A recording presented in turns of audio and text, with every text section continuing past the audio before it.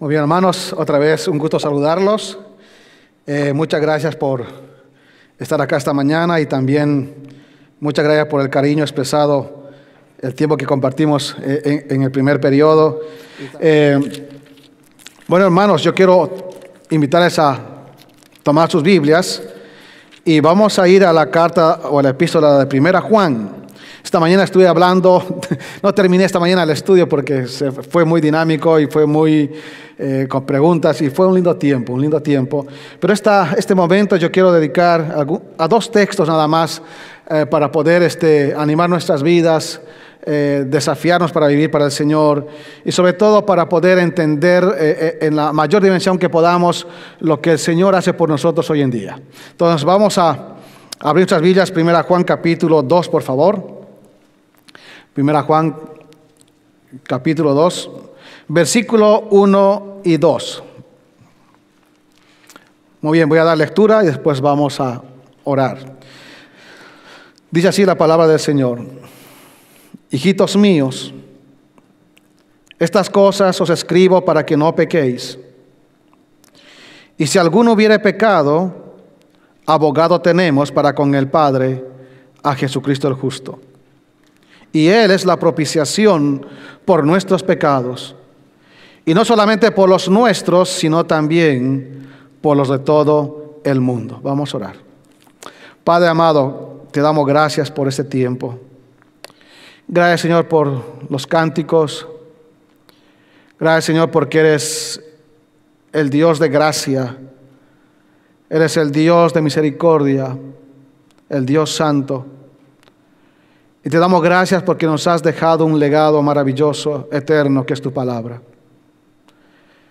Y esta mañana, en estos momentos, al abrirlo, rogamos, Padre, que tu Espíritu Santo, coautor de tu Escritura, pueda, Señor, iluminar nuestras mentes, darnos convicción de aquellas cosas que debemos entender y cambiar. Danos tu consejo, Padre, háblanos al corazón. Y también te ruego tu ayuda, Padre, para poder exponer tu palabra y darte la gloria y la exaltación a ti. Rogamos tu bendición, tu ayuda, en Cristo Jesús. Amén.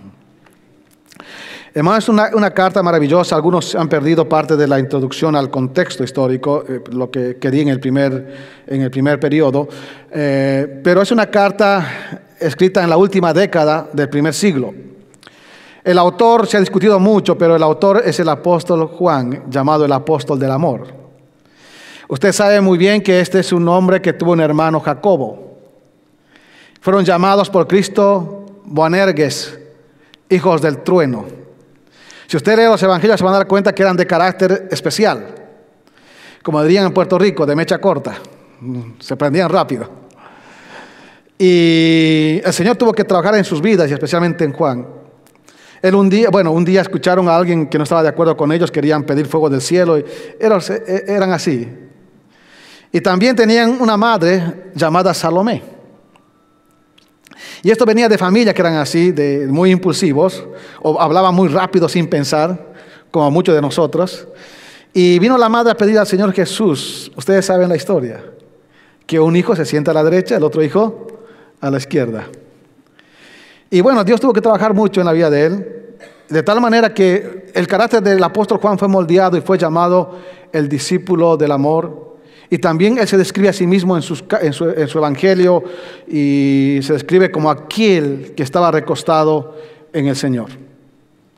Ahora apóstol Juan murió de muerte natural. Fue el único de los apóstoles que murió de muerte natural. Los demás murieron por el Señor de muchas maneras sangrientas, atravesados, arrastrados, etcétera, etcétera. Usted conoce también la historia. Pero este fue el único apóstol que pudo vivir y morir de muerte natural, y Dios lo usó grandemente para animar las iglesias en el Asia Menor. Ahora el tema es que él confrontó una situación interesante en su tiempo. Había una doctrina incipiente, una enseñanza en sus inicios, en su estado infante, vamos a llamarlo así, del gnosticismo. Y había un pensamiento en cuanto que el espíritu y la materia eran dos cosas diferentes y no podían juntarse. La materia por un lado era mala y el espíritu era bueno. Entonces había una tendencia de maestros en aquel tiempo a los cuales tiene que de alguna manera defender lo que es la doctrina sana, la práctica sana del apóstol Juan. Y entre ese pensamiento había este pensamiento, que es, como la materia era mala, no se puede hacer nada contra ella, entonces se unían a ella y se daban vidas licenciosas. Y pensaban que estos filósofos, o este pensamiento filosófico, que esto no afectaba en ninguna manera al espíritu. Entonces, por un lado cultivaban lo espiritual y por otro lado cultivaban lo carnal. Había una dicotomía, un dualismo. Y Juan va a enseñarnos que es tanto lo que uno hace en su cuerpo, afecta a su espíritu. Si usted lee 1 Tesalonicenses, el último capítulo, dice que seamos guardados irreprensibles ¿en qué? Cuerpo, alma y espíritu hasta la venida del Señor. Todo pecado afecta al ser en su integridad, en su forma de pensar. Usted lea Romanos capítulo 3. Sepulcro abierto su garganta, con su lengua engañan, pies presurosos a hacer maldad, a derramar sangre. Entonces, el pecado ha afectado todo lo que es nuestro ser. Es como el humo, cuando hay incendio al lado de tu casa, el humo penetra las partes más recónditas de la ropa, donde esté tu ropa guardada. El pecado ha afectado tanto al ser, que claro, tiene malos pensamientos, mala conducta, mala actitud. Esta corriente filosófica decía no. Y Juan en estos versículos va a enseñarnos cuán terrible y atroz es el pecado. Y ahora viene la pregunta, ¿el creyente peca o no peca? Peca. Tú y yo vivimos esta realidad. A pesar de ser salvos, luchamos con el pecado. Lo que no queremos hacer, eso hacemos. Y nos unimos en la voz al apóstol Pablo: miserable de mí, ¿quién me librará de este cuerpo de muerte? La mancha del pecado es una cosa que arrastramos desde nuestro primer padre Adán. Por un hombre entró el pecado y por cuanto todos pecaron. Heredamos la naturaleza pecaminosa de nuestros padres. Y es una realidad que está aún siendo creyentes. Entonces, ¿qué pasa cuando el creyente peca? Bueno, pasan muchas cosas. Pero esta mañana, este momento, quiero yo enfocarme al ministerio maravilloso que hace Cristo por usted y por mí. Un ministerio maravilloso de ser nuestro auxiliador. Porque el pecado es un tema no solamente moral, de práctica, es un tema judicial ante Dios. La ira de Dios se revela desde el cielo contra toda impiedad e injusticia de los hombres. Dios nunca va a estar de acuerdo con el pecado. Pero es parte de nuestra realidad que enfrentamos y vamos a enfrentar cada día. Nadie está vacunado contra el pecado. Ojalá hubiera una vacuna. Hace unos 3 semanas atrás fui a Atlanta para mis temas de residencia y hacer mi examen clínico. Me dieron 4 vacunas en uno. Con la pistolita, 1, 2, 3, 4. Bueno, nos hace inmunes a ciertas cosas, hepatitis C, etcétera, etcétera, tétanos. Pero no hay una vacuna, humanamente hablando, contra el pecado. En sentido, en las cosas que a veces no queremos hacer. Hablando humanamente. Pero Dios ha provisto algo maravilloso. Algo maravilloso cuando estamos en ese punto. Cuando pecamos contra el Dios del cielo. Dios ha provisto el perfecto abogado ante la corte de Dios. Y vamos a ir por el texto, por favor. Si uno lee el contexto del capítulo 2, versículos 9 o 8, si decimos que no tenemos pecado, nos engañamos a nosotros mismos. Versículo 9, si confesamos nuestros pecados, Él es fiel y justo para perdonar nuestros pecados y limpiarnos de toda maldad. El que dice, si decimos que no hemos pecado, le hacemos ser mentiroso. O sea, el pecado es una realidad de nuestra existencia. Es una realidad existencial en nuestra historia, en nuestra vida. La diferencia es que el creyente va a pecar, puede pecar. Pero la diferencia es que el creyente no debe practicar el pecado. Perdón. No es su deporte favorito. Porque la práctica del pecado, de alguna manera, evidencia realmente su situación ante Dios en cuanto a lo que es su salvación. El creyente peca, sí va a pecar, pero no es su inclinación continua, no es su práctica, como decía, no es su deporte favorito. Y aquí hay algo maravilloso, y vamos a empezar ahí con el versículo 1. Y Juan, sabiendo esta realidad, va a empezar a introducir ciertos conceptos importantes que esta mañana o este momento vamos nosotros a estudiar aquí en este texto. Dice así: hijitos míos. Hijitos míos. Y es una palabra interesante del apóstol Juan que repite mucho. Revela su aspecto de amor, de cariño, de un padre espiritual. A esta altura Juan era un anciano. Miren versículo 12, os escribo a vosotros hijitos. Versículo 18 del capítulo 2, hijitos. Va marcando esa relación que él tenía con la gente que le conocía, con aquella gente que él fue de influencia en su vida espiritual. Y el deseo de un padre espiritual, de que los creyentes, los hijos, caminen bien. En otra carta escribe, dice que se goza porque sus hijos andan en la verdad. Introduce esto diciendo, estas cosas os escribo. Estoy escribiendo esta carta, o la totalidad de esta carta, y donde estaba él en ese momento, estoy escribiendo esto con un propósito, y además quiero que entiendan a través de esta carta, dice el versículo 1, para que no pequéis. Esta carta tiene varios propósitos, entre ellos es que no pequéis. El deseo del Padre espiritual es que no pequen, que no pequen. Le dice, en lo posible, eviten pecar. Ahora, el apóstol Juan va a usar un término acá de pecado, el término más inclusivo que se usa en el Nuevo Testamento. El término griego hamartía. Básicamente, su estado más básico de definición significa errar en el blanco. Y de alguna manera, claro, el pecado es no darle en el centro de los estándares de Dios. Pecado es la transgresión a los estándares de Dios y no le damos en el blanco. El único que cumplió al 100% los estándares de Dios es Cristo. Por eso puede ser el abogado justo. Pero sí, el pecado es algo destructivo, algo doloroso. Y el pecado paga. La paga del pecado es muerte. Y Juan dice, hijitos míos, os escribo estas cosas para que no pequéis. Y por extensión la carta llega a nosotros siglo XXI y tiene el mismo propósito. Lo que está escribiendo Juan y toda la escritura fueron escritas para que nosotros evitemos pecar. Ya el mundo está lleno de pecado, el mundo vive en tinieblas. El pecado abunda, sobreabunda en este mundo. Y toma sus matices más terribles que no podemos imaginarnos. Sodoma y Gomorra se ha trasladado a nuestro siglo. Y el pecado va avanzando. Obviamente, a veces decimos qué pecado terrible, el pecado de pecados terribles, morales que podemos hablar, pero también la mentira, la indiferencia, la indolencia, la envidia, el celo, son pecados.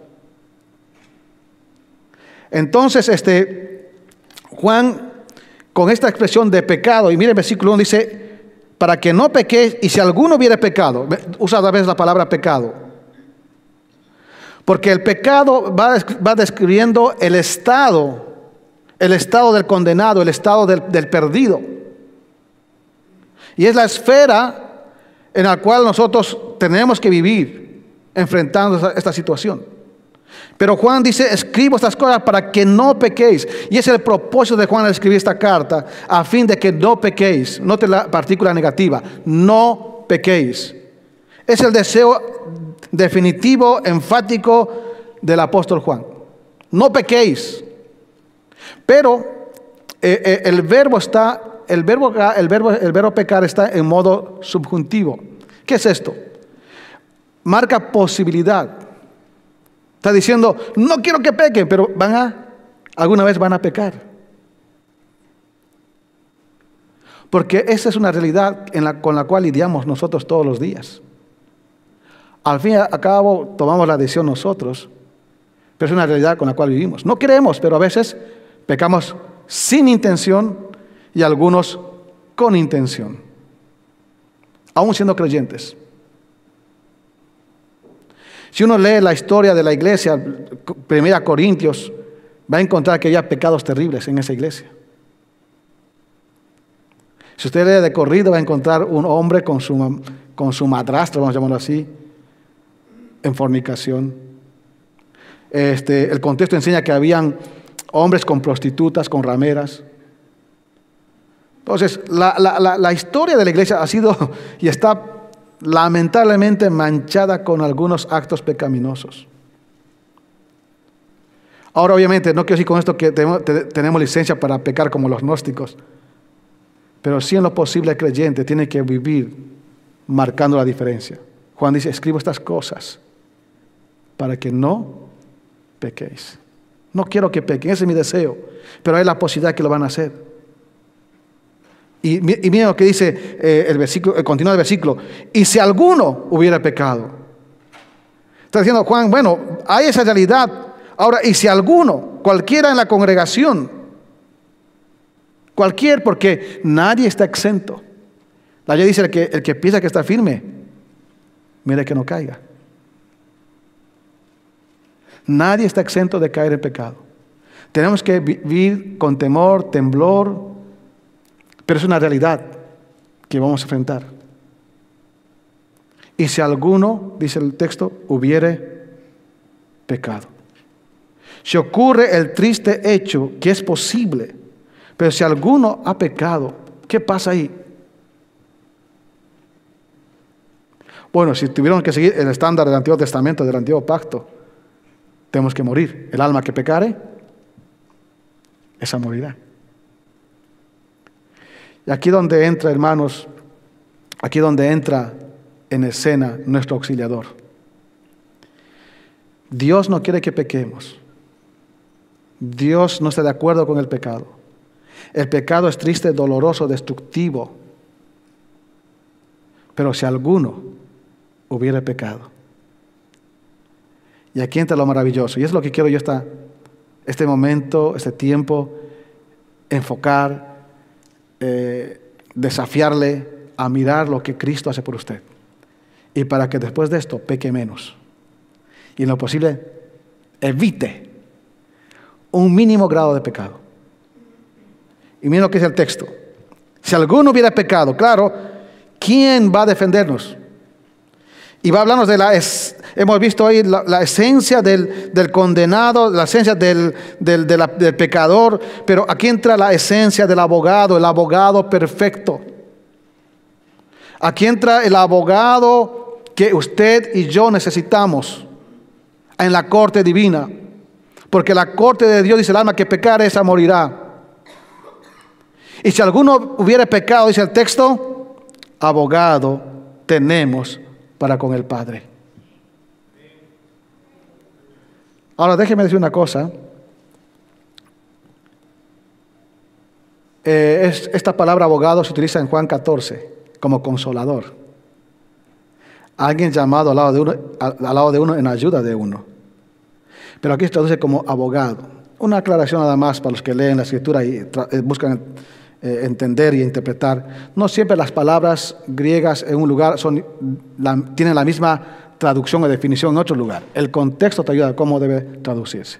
Y aquí se tradujo exactamente como abogado o como auxiliador.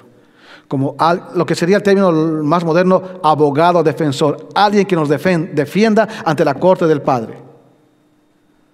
Porque la realidad es esta, que hay un acusador de los hermanos. ¿Recuerdan Apocalipsis 12? Hay un acusador que acusa día y noche a los creyentes. Y es el diablo. Bueno, tiene varios nombres. El diablo, Satanás, la serpiente antigua, el inicuo. Son nombres terribles que se le dio a él por su aspecto de maldad. Pero ese adversario, ese enemigo de nuestras vidas, está ante la corte de Dios acusándonos día y noche. Imagínense cuántas veces tuvo que pararse defendiéndome a mí. Cuántas veces a usted y a los millones de creyentes que hay en este mundo.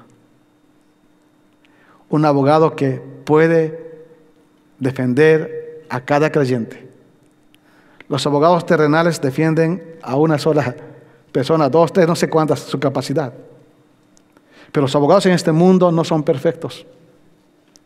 A veces no tienen ni integridad moral para defender. Pero el abogado que tenemos es un abogado perfecto, maravilloso. Dice el texto, abogado tenemos, dice en primer lugar, para con el Padre. Claro, el Padre, el soberano Dios tiene que juzgar. El soberano juez tiene que dar sentencia. Tiene que disciplinar. Pero gracias al Señor que Él hace un ministerio maravilloso de interceder por nosotros. Porque si no fuera por el abogado que tenemos, nuestra vida tendría otra historia. Una historia muy triste y diferente.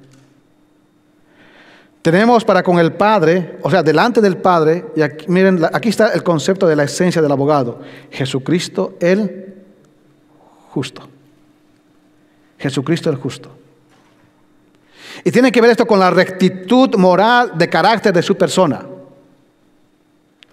Cristo es el abogado justo, el abogado correcto, perfecto en carácter y en acto. No solamente por su esencia, sino por su conducta, por su vida. Él dijo, yo no vine a abrogar la ley, sino a cumplirla. Y Él cumplió la ley, lo que nadie puede cumplir, Él la cumplió. Y estas son las bases que le dan para ser el abogado perfecto para nosotros. Un abogado justo ante el Padre. Ahora, entre paréntesis, hermano, hoy en día Él es nuestro abogado. Pero va a llegar un día en que Él ya no va a ser abogado, va a ser juez. Hay un acontecimiento para los creyentes, se llama el Tribunal de Cristo, donde vamos a ser examinados, evaluados y recompensados por cómo hemos edificado la obra de Dios y cómo hemos vivido haciendo obras delante de Dios. La madera, el heno y la hojarasca, metafóricamente hablando, se van a quemar. Pero el oro, la plata y las piedras preciosas, obras dignas, con valores correctos ante Dios, van a permanecer. Bueno, dice el apóstol Pablo, mire cómo uno sobreedifica. Hoy es abogado, pero mañana será el juez. El abogado perfecto. Así que, hermanos, yo quiero con esto desafiarte, en el sentido a que pequemos menos. Porque no sé cuántas veces tiene que el abogado pararse ante el Padre. Una hermana llamada Martha Schnell Nicholson escribió un ensayo que lo leí hace unos 15 años atrás. Y me encantó, lo tenía guardado en uno de mis archivos y lo quiero leer esta mañana. Porque este ensayo describe esto de manera bien gráfica, de manera, vamos a llamarlo así, clara, lo que es el ministerio de Cristo por nosotros ante el Padre. Escuche lo que dice. Dice, yo pequé. Y pronto, a toda velocidad, Satanás voló a la presencia del Altísimo Dios. E hizo una acusación injuriosa allí. Él dijo, esta alma, esta cosa de arcilla y lodo, ha pecado. Es cierto que ha invocado tu nombre, pero yo demando su muerte porque tú has dicho, el alma que pecare, esa morirá. Continúa el adversario diciendo, ¿no será cumplida tu sentencia? ¿Ha muerto la justicia? Manda ahora a este miserable pecador a su perdición. ¿Qué otra cosa puede el rey justo hacer? Y así me acusaba de día y de noche. Y cada palabra suya, oh Dios, era cierta. Ahora, si quedamos acá, quedamos un cuadro muy tétrico, triste, sin esperanza. Pero escuche lo que continúa. Entonces, presto se levantó uno de la diestra de Dios, ante cuya gloria los ángeles velaron sus ojos, y dijo, Cada jota y tilde de la ley se tiene que cumplir. El pecador culpable muere. Pero espere.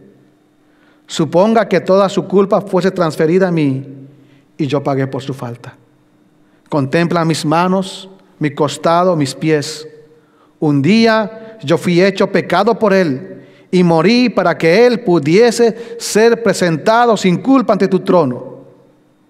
Y Satanás huyó, pues muy bien sabía que contra ese amor nada él podía. Y este es el cuadro de la realidad del ministerio de Cristo. Si Él no fuera nuestro abogado, nadie estaría en pie. Juan dice, escribo estas cosas para que no pequéis. El estado del caído es abrumante. El estado del ser humano, por su naturaleza caída, es propenso a pecar. Obviamente el creyente no debe practicar el pecado, pero cuando alguna vez sin intención, por su humana debilidad, peca, tenemos un abogado que intercede por nosotros, que nos auxilia ante la corte divina, Jesucristo el justo. Ahora, no solamente por eso, sino porque Él ha hecho una obra maravillosa para apaciguar la demanda de justicia de Dios. Porque el alma que pecare esa morirá. Dios en su justicia demanda satisfacción del castigo por el pecado. Y nos va a dar a continuación una figura maravillosa, dice versículo 2, y Él es la propiciación por nuestros pecados. Ese es un término maravilloso. Propiciación, una palabra interesante en la Biblia, pero tiene muchas connotaciones, muchos matices que tienen que ver con el aspecto soteriológico o de salvación. Tiene que ver con perdón, tiene que ver con expiación, tiene que ver con sustitución, pero sobre todo tiene que ver con satisfacción. En otras palabras, cuando habla de aquí la propiciación, es que Cristo ha satisfecho con su muerte la demanda de Dios de justicia contra el pecador y murió en el lugar del pecador, llevando todo el castigo sobre él. Interesante esta figura porque es una figura que viene desde el Antiguo Testamento. ¿Recuerdan el arca del pacto? El arca que estaba en el lugar santísimo. Era una arca con una tapa, vamos a llamarlo así, bañada en oro, con dos querubines con las alas extendidas. Los querubines son guardianes y nos declaran la santidad de Dios.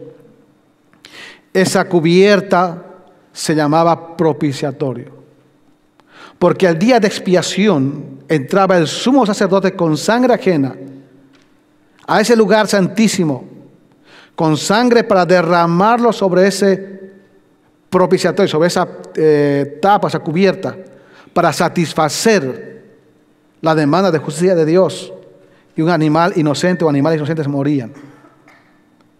Y así Dios expiaba y perdonaba el pecado del pueblo.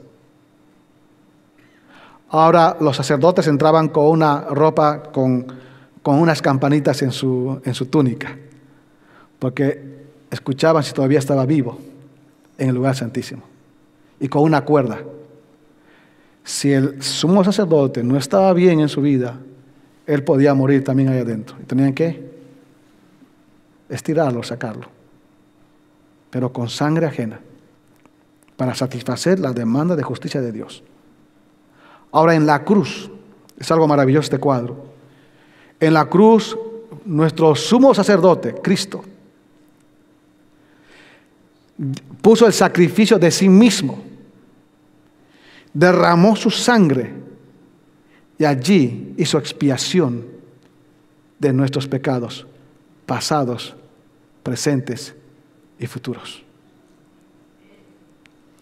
Si usted lee el capítulo 1, el versículo 7, al final dice, la sangre de su Hijo nos limpia de todo pecado.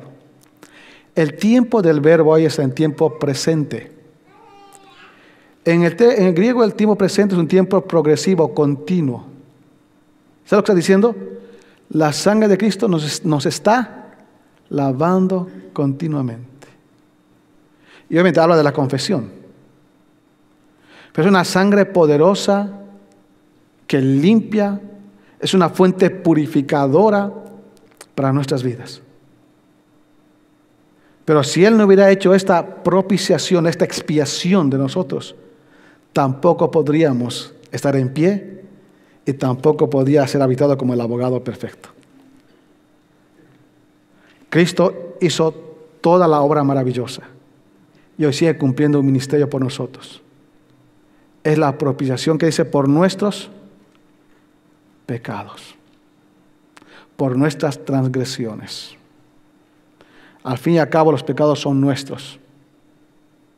No puedes echarle la culpa a otro por tu pecado. No puedes imputar tu pecado a otro. Hay una palabra antigua en español. No puedes achacar tu pecado a otro. Somos responsables de nuestro propio pecado. Y entendemos y conocemos nuestras propias debilidades. Pero el Señor es nuestro abogado perfecto y a la vez es la propiciación por nuestros pecados. Ahora miren la parte práctica y maravillosa. Dice, y no solamente por los nuestros, sino también por los de todo el mundo. Un detalle antes de hacer la aplicación.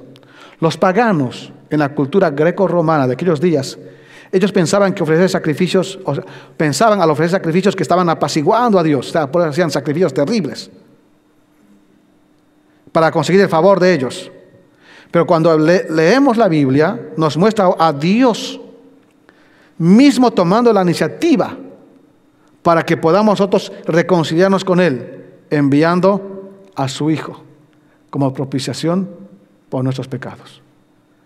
Un distinto concepto de lo que el hombre tiene de agradar a sus dioses, como unos dioses que demandan cada vez cosas sangrientas y terribles. Dios decidió tomar la iniciativa de enviar a Jesucristo para ser nuestro propiciador y abrirnos el acceso perfecto al Padre. Ahora dice, no solamente por los nuestros, miren lo que dice el texto, sino también por los de todo el mundo. Al que no conoció pecado, lo hizo pecado por nosotros, pero también para poder tener un alcance para todo el mundo.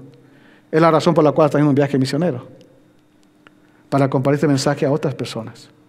Ahora, no solamente por los nuestros, sino también por los de todo el mundo. Y aquí hay un detalle interesante, la expresión que dice, si no, podríamos decir al contrario, o en contraste también, no solamente para nosotros, sino también para los de todo el mundo. Ahora, obviamente, alguien dijo que este es un aspecto de humanidad en sentido genérico, pero la humanidad está compuesta por individuos. Obviamente, no quiero decir con este versículo que hay no creo en el universalismo, es decir, que al fin y al cabo Dios va a salvar a todos. No, no, no. La obra de Cristo se hace eficaz, se hace real cuando el pecador obviamente deposita y responde con fe, creyendo. Pero sí, el alcance de su obra tiene un alcance universal para todo pecador. Un día me alcanzó a mí y otro día le alcanzó a usted. Pero sí tenemos nosotros hoy en día un abogado maravilloso, perfecto, justo, habilitado por la obra que él ha hecho allí en la cruz del Calvario y por la vida intachable que él vivió. Y el tema pasa ahora a nosotros, ¿cómo responder a esto? ¿Cómo responder a esto nosotros? ¿Abusar de nuestro abogado? ¿Abusar de la gracia de Dios? ¿Callarnos aquello que tenemos como mensaje para otros? ¿Cuál es la respuesta que usted y yo vamos a dar? ¿Seguir pecando? ¿No pecar más? ¿Evitar pecar o hacer menos pecado? Hermanos, el desafío es grande para nosotros. Dice la Biblia, si alguno, o si decimos que tenemos comunión con Él y andamos en tinieblas, mentimos y no practicamos la verdad. Hermanos, que el Señor nos dé su gracia para asimilar esto. Hay una realidad que tenemos, que es el aspecto de pecar. Pero tenemos a Cristo. Y yo quiero animarle a esto, a valorar eso. Que cada vez que esté por pecar, piense en el abogado. O sea, no solamente piense en el sentido de que, no, Él me va a ayudar. No. Piense en el aspecto negativo. ¿Otra vez se tiene que parar a defenderme? Piense en el aspecto práctico. ¿Otra vez Él tiene que, frente al acusador, defenderme? Hermanos, que Dios nos dé sabiduría para vivir de la mejor manera, pero valorando, agradeciendo el gran ministerio que tiene nuestro Señor Jesucristo por nosotros. Nuestro auxiliador perfecto ante la corte divina de justicia. Y que podamos vivir vidas que le glorifiquen, lavados por esa sangre, cada día en limpieza, y también vidas que estén hablando a otros de esta maravillosa obra de Cristo, para que puedan también alcanzar el perdón de sus pecados. Que el Señor nos pueda usar esta semana y nos pueda dar su gracia para cumplir esta responsabilidad, este desafío, en respuesta a entender la maravillosa obra de Cristo por nosotros como nuestro abogado, nuestro auxiliador o defensor. Vamos a orar. Te damos gracias, Padre, por tu inmenso amor. Tú conoces corazones. Sabes, Señor, el grado de nuestras intenciones. Y a veces, Padre, nos acostumbramos a los aspectos pecaminosos. Y a veces, Señor, nos inclinamos como este mundo, trocando las cosas, los conceptos de lo malo, bueno, de lo bueno, malo. Te rogamos esta mañana, Padre, este tiempo, que nos des discernimiento, de entender que el pecado es destructivo, que el pecado paga, que el pecado, Señor, es no alcanzar, no darle en el blanco de tus estándares a través de la obediencia. Y, Señor, que valoremos este ministerio maravilloso de nuestro Salvador. Es nuestro auxiliador ante la corte del Padre. Y, Señor, en respuesta a entender esto, que nuestras vidas, Señor, puedan ser más comprometidas a evitar, Señor, cada vez que nos acuse el enemigo. Oh, Señor, danos tu gracia. Tú conoces nuestros corazones, evalúanos, examínanos para poder responder correctamente a ti. Oh, Padre, te amamos, te agradecemos por tu bondad, te agradecemos por tu ministerio maravilloso, por tu gracia abundante. Te amamos, Padre, en Cristo Jesús. Amén.